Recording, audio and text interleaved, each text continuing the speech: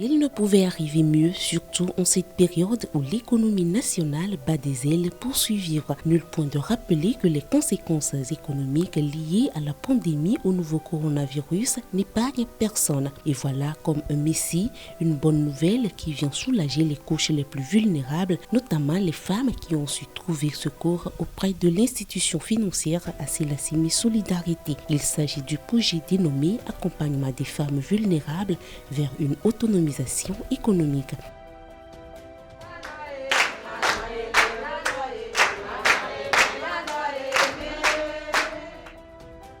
Un projet porté bien entendu par la microfinance Asilasimi Solidarité avec l'appui de l'Organisation internationale de la francophonie.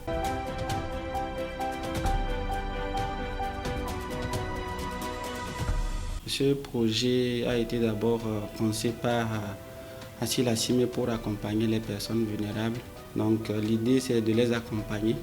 D'abord c'est d'identifier au moins 350 femmes vulnérables qui ne peuvent pas trouver les trois repas par jour. Et là l'idée c'est de les renforcer et de leur donner du petit crédit pour leur permettre d'être autonomes économiquement. Le projet a été financé par l'Organisation internationale de la francophonie. Et pour mener à bien ce projet, il va falloir associer les associations locales qui interviennent déjà sur le terrain, parce que Asilasimi a pour cœur de métier la finance, la microfinance, alors que le projet va au-delà de la microfinance. Donc il va falloir associer les partenaires qui sont professionnels dans le domaine de santé et autres. Donc c'est dans ce cadre-là que nous avons identifié certaines associations. Certaines sont déjà partenaires d'Asilasimi et d'autres, on les a identifiées et associées pour qu'elles nous accompagnent à réaliser les différentes thématiques que nous avons prévues dans le cadre de ce projet. Le dit projet consiste dans un premier temps à identifier les bénéficiaires qui sont entre autres des femmes monoparentales, des veuves, des PVVIH et après à les former sur des thématiques économiques, numériques et sanitaires. Nous avons fait des formations économiques à ces femmes. Donc en tout, nous avons eu 11 thématiques économiques durant les 8 mois. Il était aussi une préoccupation de l'OIF de pouvoir les sensibiliser sur tout ce qui est le numérique. Donc nous avons développé aussi avec d'autres partenaires des thématiques sur l'usage du numérique. Il y a aussi la préoccupation de les accompagner à quitter l'informel pour le formel. Donc, par rapport à la formalisation des entreprises au Togo, nous avons aussi développé un module sur la formalisation dont nous les avons sensibilisés. Et nous avons aussi les sensibilisés sur quelques notions d'entrepreneuriat. Donc, en tout, jusqu'à la date d'aujourd'hui, les bénéficiaires ont suivi 14 thématiques dans les groupes. Ces bénéficiaires, en dehors des formations, nous avons prévu 100 pour créer des AGR et 250 pour développer leur AGR. Donc, ils nécessitent alors des financements. Donc, selon la capacité de remboursement, selon le développement de l'activité, les lieux, chaque bénéficiaire a eu un crédit pour démarrer ou bien continuer son activité. Les gens ont pu rembourser leur premier crédit et ont pris encore un deuxième crédit. On a voulu aussi parler des thématiques de santé et surtout la prévention. Donc en tout, nous avons développé 9 thématiques de santé. Plus de 1,8 million de personnes ont pu écouter ces thématiques. L'un des aspects particuliers aussi du projet, c'est que nous avons demandé de les doter d'Android, d'appareils téléphoniques pour pouvoir animer des plateformes. Et je crois que chaque bénéficiaire a eu un appareil Android. Et cet appareil Android, nous avons créé des plateformes. Comme elles sont nombreuses, c'est 350, nous les avons organisées en 3 groupes de plateformes où tout ce que nous avons fait, les thématiques qu'on a développées, sont envoyées sur cette plateforme. Des formations qui se sont déroulées dans des cadres d'échange à travers les différentes agences du Grand Lomé. Nous avons mis en relief la définition du cancer du sein. Nous avons eu à parler de quelques facteurs de risque, les facteurs qui peuvent occasionner le cancer du sein chez la femme. Et après cela, nous avons mis l'accent sur l'autopalpation des seins et la prévention. Nous avons appris aux femmes c'est quoi le cancer du col de l'utérus, les signes, les facteurs de risque. Nous avons parlé beaucoup de long à large sur la prévention pour que cette maladie ne vienne pas impacter sur la santé ou bien les AGR des femmes. Assis la CIMI Solidarité avec l'OIF ont créé une plateforme par rapport au projet sur lequel on intervient sur les thématiques de santé et d'autres thématiques. Dans notre cadre, nous avons parlé sur les thématiques de santé, à savoir le cancer du col de l'utérus, le paludisme, l'hypertension artérielle et le diabète. C'est entre autres ça. Il y a d'autres partenaires aussi qui ont parlé sur d'autres thèmes de santé. Et ce qui est encore fait pour accompagner ces femmes vulnérables, c'est qu'on leur a fait une consultation gratuite dans notre centre. Quand elles viennent, elles présentent leur carnet. Donc la consultation est gratuite pour ces femmes-là tout au long du projet. Les femmes ont compris quelque chose. On a ouvert une lumière sur les thématiques de santé dont ils ont posé beaucoup de questions d'éclaircissement. Par rapport à la plateforme, nous animons des thématiques de santé. On insiste surtout sur la cause et les moyens de prévention. Étant donné que APS est le partenaire de Assis la CIMI Solidarité et nous les avons accompagnés au cours du projet. Donc à la fin du projet aussi, nous allons accompagner ces femmes. Pour atteindre un plus grand nombre de populations, Assis la CIMI Solidarité n'a pas lésiné sur les moyens. L'institution financière a également joué sur l'audience des médias pour atteindre sa cible, surtout en ce qui concerne les thématiques de santé. Retour en studio pour la seconde partie de cette émission, la première consacrée à la présentation de ce projet accompagnement des femmes vulnérables vers une autonomisation économique. Cette seconde partie consacrée surtout à la santé. Le thème hygiène corporelle et vestimentaire. Chris Assogba, il est assistant médical. Bonjour. Bonjour monsieur. Comment se porte? Ça va bien. En forme. En forme. Très bien. La dame, elle s'appelle Antoinette Ninavi, responsable d'association. Bonjour. Bonjour monsieur. Les qui font donc. Ils font une idée. Ignorer alors. Mais on donne un peu plus souvent. Donc comment le fait bien mais il adore la tirer ça. Alors d'habitude on parle d'hygiène. Hygiène. Bon, c'est le mot, ça vient hygiène. D'habitude on dit propriété. Est-ce que c'est vrai? Est-ce que c'est la bonne explication de l'hygiène en fait? Ok. Bon, l'hygiène, tout le monde en parle. L'hygiène. L'hygiène, c'est quoi? C'est l'ensemble des principes, des pratiques individuelles, collectives, visant à la conservation de la santé et au bon fonctionnement de notre corps. Oui, en français facile pour les téléspectateurs. Ensemble des pratiques, d'accord. Ok. Oui. On peut dire que c'est l'ensemble. Oui, c'est l'ensemble des façons ou bien des moyens pour lesquels on peut rendre notre corps, notre organisme propre. Se laver les mains, se doucher complètement. Mais il y a aussi l'hygiène. Laver les assiettes en terre à terre, comme c'est aussi l'hygiène, je pense. Oui, c'est aussi l'hygiène. Balayer sa maison, c'est l'hygiène. C'est l'hygiène. C'est pas forcément le corps. Non. C'est l'environnement. Oui, c'est l'ensemble de tous ces trucs-là qui rendent l'environnement. Alors, il y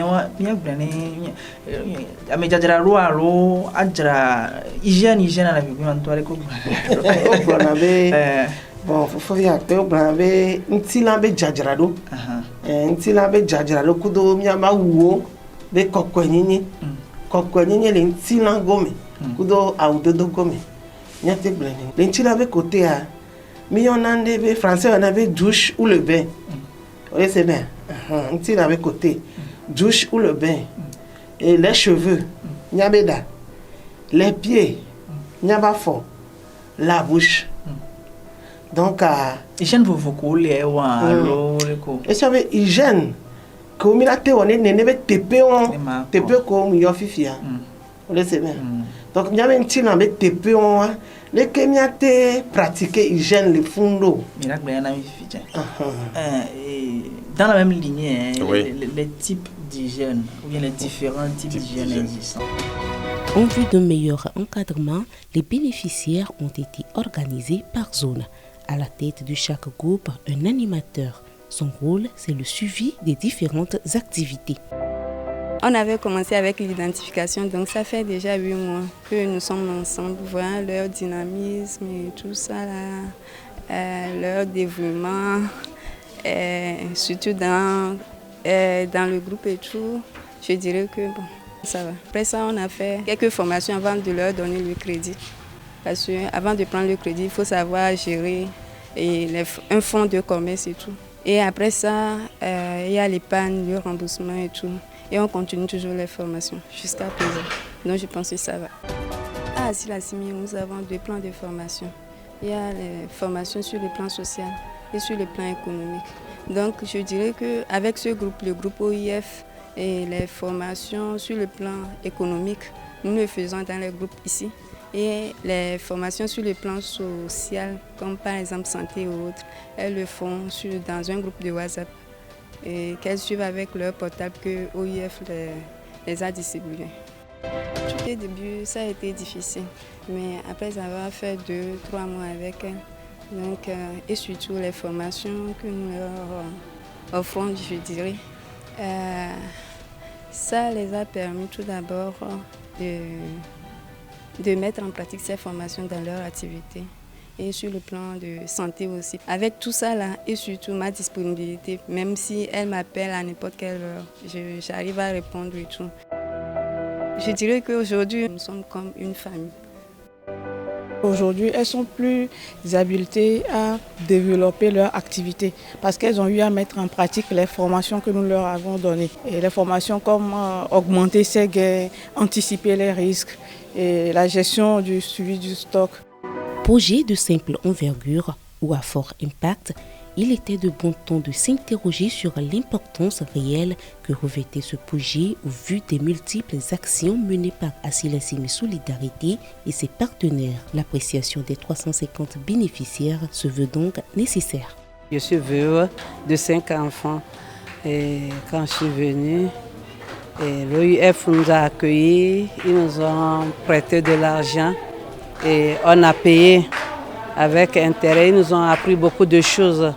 Ils nous ont appris comment gérer notre marchandise, comment gérer de telle façon que toi aussi tu puisses gagner quelque chose, tu puisses épargner.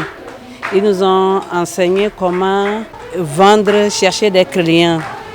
Oui. Et qu'est-ce qu'il faut vendre aussi? Il faut vendre ce que les gens peuvent payer. Et pour vendre cela, il faut aller chercher ça là où c'est moins cher, ça coûte moins cher aussi pour que toi aussi tu puisses gagner quelque chose et pouvoir épargner quelque chose aussi. Concernant la santé, avec les androïdes qu'ils nous ont donnés, ça nous a permis d'être en relation avec les docteurs qui nous ont beaucoup enseigné, surtout quand nous posons des questions concernant certaines maladies. Le docteur a eu à nous expliquer beaucoup de choses et il a eu à nous orienter devant cette situation ou bien comment aussi nous comporter, comment manger, quoi manger, comment faire pour être en bonne santé. Et il nous a beaucoup enseigné, surtout concernant notre organisme. Et ça nous a beaucoup plu, ça m'a personnellement. Le PALU peut nous gâter beaucoup de choses dans nos activités, dans nos maisons. Même parfois, nos enfants ne trouvent plus à manger. Si je tombe malade ou bien si je suis atteinte du paludisme, mes affaires sont bouleversées, la famille n'est plus en bon état parce que tout est mélangé et j'ai une baisse d'économie aussi qui se passe. On nous a sensibilisés sur le cancer du col de l'utérus, comment l'attraper, comment l'éviter et comment l'impact que ça peut avoir sur nos familles et sur nos activités. Après près de 8 mois de travaux intenses, de collaboration, d'échanges et d'apprentissage, L'heure est au bilan. Elles ont vraiment suivi, elles sont adonnées, elles ont suivi les formations, elles étaient très participatives. Même sur la plateforme, elles ont vraiment réagi et surtout elles ont mis en pratique tout ce qu'on leur disait. Et c'est très louable, il faut vraiment les féliciter. Également à Asila Simé qui a piloté ce projet de l'OIF et un sincère merci à la francophonie. Je remercie l'OIF et Asila Simé Solidarité, APS Afrique et les autres partenaires. Ce projet est une réussite. Souvent, on ne danse pas, s'apprécie. Mais déjà, nous savons que tous les résultats sont atteints. Et puis, nous savons que dans la durée, pour la pérennisation du projet, les femmes vont rejoindre Asila Simé. Donc déjà, ça nous rassure que ce projet, c'est une réussite. Ce que moi, j'ai à dire d'abord, c'est remercier tous nos partenaires locaux qui nous avaient accompagnés. Je voudrais aussi remercier vraiment l'OIF pour tous ses efforts. Et je voudrais aussi remercier tout le personnel d'Asila Simé impliqué dans ce projet. Je remercie surtout le directeur d'Asila Simé qui était le coordinateur du projet, qui était avec nous pour sa réussite et nous sommes fiers. Concernant OIF là, sinon c'est pas mal, je suis satisfaite. Je suis tellement contente que j'ai été une des bénéficiaires.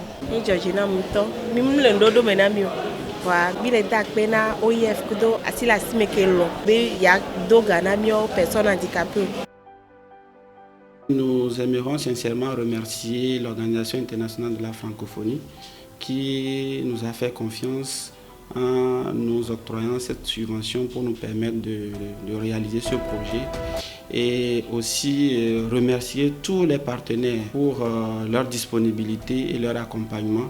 Et j'aimerais également remercier le personnel local qui s'est vraiment investi pour mener à bien ce projet parce que nous avons trouvé que le projet a été géré efficacement et aujourd'hui les résultats sont au rendez-vous. Ce sont autant de cibles qui intéressent la francophonie dans le cadre de ce fonds. Et puisque le projet est destiné à apporter non seulement un soutien financier, mais également un renforcement de capacité pour le développement ou la création d'activités génératrices de revenus, mais aussi quand même à apporter de l'information sur des questions sanitaires. Le projet, on va dire, coche toutes les cases pour être soutenu par l'organisation et c'est avec un réel plaisir que la dite organisation soutient cette initiative à l'endroit des femmes dans le Grand Lomé. Et voilà qui est dit, tout est bien qui finit bien. L'initiative a tout simplement porté ses fruits. Pour rappel, Asila Simé Solidarité est unique dans le paysage de la microfinance au Togo sur le plan social. Depuis 2012, elle est au service des plus vulnérables, les femmes à portefeuille, les PVVIH ou encore avec handicap constituent ses cibles prioritaires.